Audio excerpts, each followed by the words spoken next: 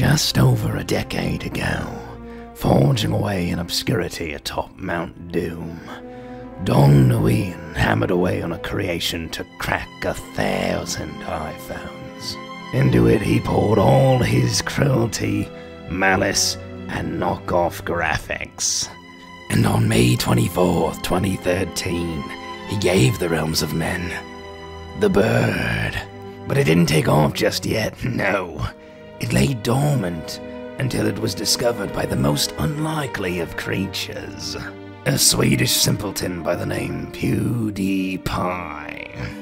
Then, in January 2014, with its true nature laid bare, the flapping bird wrought havoc across the realms of men. Screens were shattered, friendships were severed, rage boners were bopped, and there was even rumors of one brother stabbing another. Which, I can't just leave on a jokey voice. Nobody actually got stabbed. That was just a popular urban legend at the time. Then, just at its moment of triumph, the scourge was betrayed by its own master. Dong Nguyen, having received death threats and feeling remorse for its addictive, frustrating gameplay, banished his own creation from the App Store, never to return. In the moments following the Dark Bird's demise, there rose up a psychic chorus of ravenous small-time app creators, echoing the same thought read 1,000,000 times. Well, goddamn, I can make a game about bird what flaps. They clambered over each other in a desperate mass of ones and zeros, hoping to reforge the great evil for their own gain. For 10 long years the men of Earth toiled, but none came to success. Until, that is, the recipe reached the realm of dwarves. Mushroom. Mushroom. Mushroom. Mushroom. Mushroom. Mushroom. Enough about the mushrooms. We all know it's a mushroom. We get it. You see, my dear viewer, I, Wesselheim, scholar of the last bump, have studied Flappy Bird clones beyond count. I've grown old and weak in the search for the magic that allowed the Dark Bird to bind so many souls to it. I've studied clones that were obviously flawed, such as Happy Rise, poor controls, a sad facsimile of the original gameplay. And you have clones that have tried to make their own magic with novel gameplay mechanics like Flappy Dunk. There were even attempts to raise the Dark Bird's own corpse with necromantic magics. A Flappy Bird arcade game and a Flappy Bird Amazon Fire TV exclusive. And finally, you have Loopy Bird, a near flawless replication, an immaculate knockoff, almost perfectly identical in feel and assets. Yet despite such loving and skillful recreation, it's completely inert. Nobody is being bound to Loopy Bird. Only recently it came to my attention that the dwarves have forged something with just a spark of the old magic.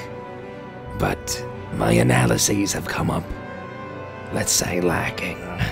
On the surface, this jetty boot seems like just another clone, not even half as precise as Loopy Bird.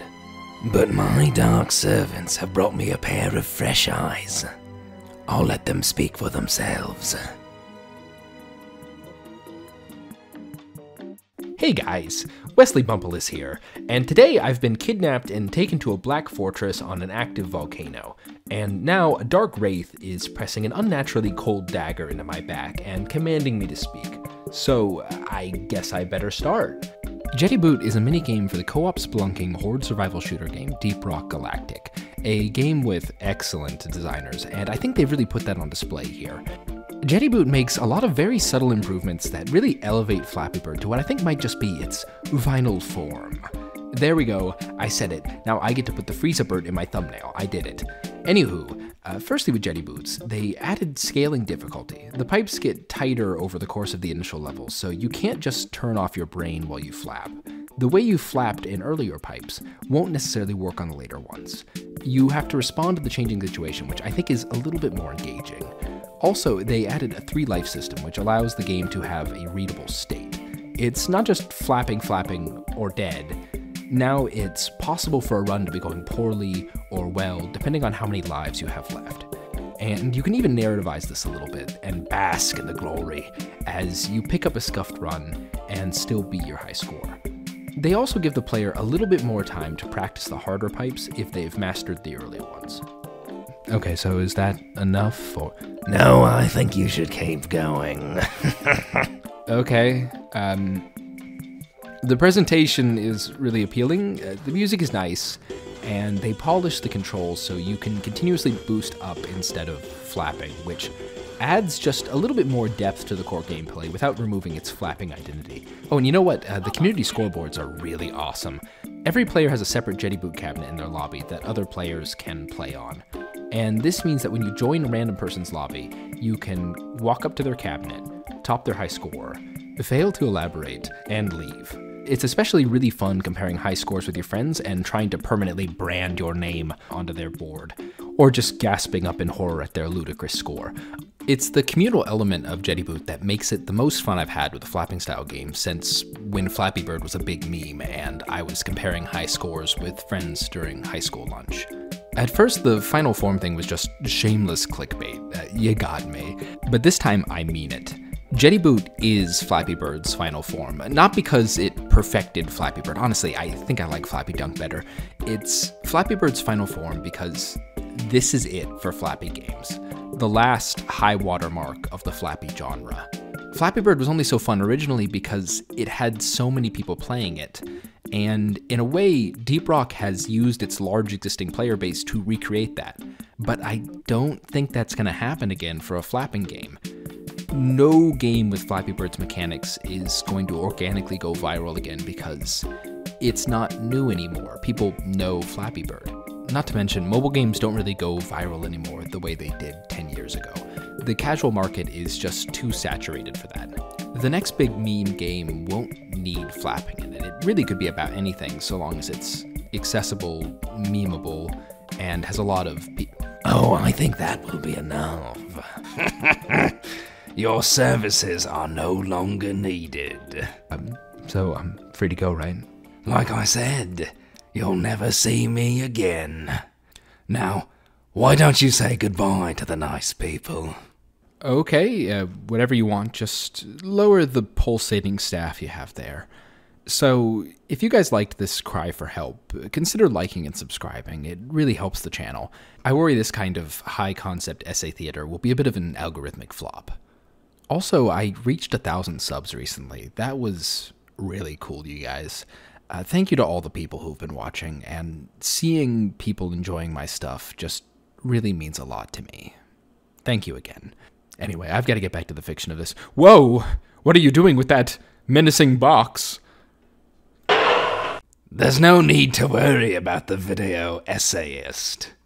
I just let him go. I can't believe it was under my nose this whole stinking time. Flappy Bird wasn't about the flapping, no. It was about domination, schadenfreude, and shared frustration. The real magic of the Dark Bird was other people.